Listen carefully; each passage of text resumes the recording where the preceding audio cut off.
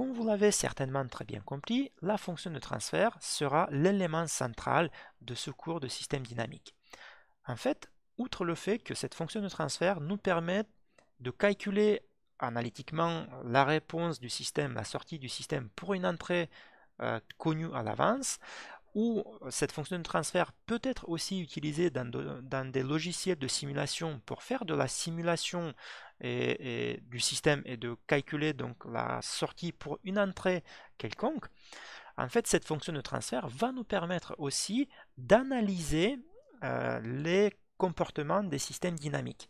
Notamment, pour certaines catégories de systèmes, on pourra déterminer à partir de la fonction de transfert quels sont les critères de performance dynamique, ou la valeur de ces critères de performance dynamique et fréquentielle. Donc ce sera un outil très important pour faire de l'analyse. Cette fonction de transfert, qui par définition, je vous le rappelle, c'est le ratio entre la transformée de Laplace de la sortie sur la transformée de Laplace de l'entrée, se présente généralement sous la forme de ratio de deux polynômes en P, où P c'est la variable de Laplace. Donc n de P c'est le polynôme du numérateur, d de P c'est le polynôme du dénominateur. Parfois vous pouvez avoir un scalaire multiplicateur en face, mais qui peut être absent parce qu'il s'intègre dans le polynôme du numérateur ou du dénominateur. On va considérer que cette fonction de transfert est irréductible. Cela veut dire qu'il n'existe pas des racines communes entre le numérateur et le dénominateur, parce que dans le cas contraire, on pourra les simplifier et donc réduire l'ordre de cette fonction de transfert. Les racines du numérateur seront appelées les zéros du système, parce que lorsque P prend cette valeur de la racine ou du zéro, ça nous permet d'annuler ce ratio et donc d'annuler la fonction de transfert. Et les racines du dénominateur seront appelées les pôles du système.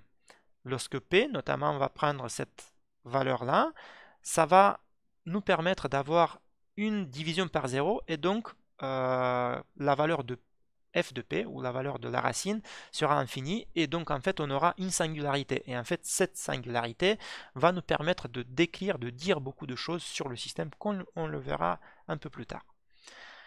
Pour avoir un aperçu rapide et graphique d'une fonction de transfert et donc du comportement du système, on a l'habitude de représenter les zéros et les pôles du système à l'aide d'un outil graphique qu'on appelle le plan de pôle 0, qui représente en fait l'emplacement des pôles et des zéros dans un plan complexe conjugué. Donc en fait sur l'axe des abscisses, vous avez la partie réelle des pôles et des zéros. Sur l'axe des ordonnées, vous avez la partie imaginaire des pôles et des zéros.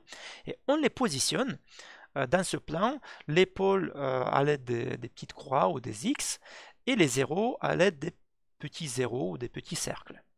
Donc comme ça, très rapidement, à un coup d'œil, on pourra avoir une idée du fonctionnement du système, mais ça on le verra plus tard. Cependant, il faut garder à l'esprit que le plan des pôles ou l'implantation des pôles est un outil très intéressant et qu'on va exploiter par la suite. Une petite parenthèse, le nombre de pôles sera égal à l'ordre du polynôme du dénominateur et le nombre de zéros sera égal à l'ordre du polynôme du numérateur.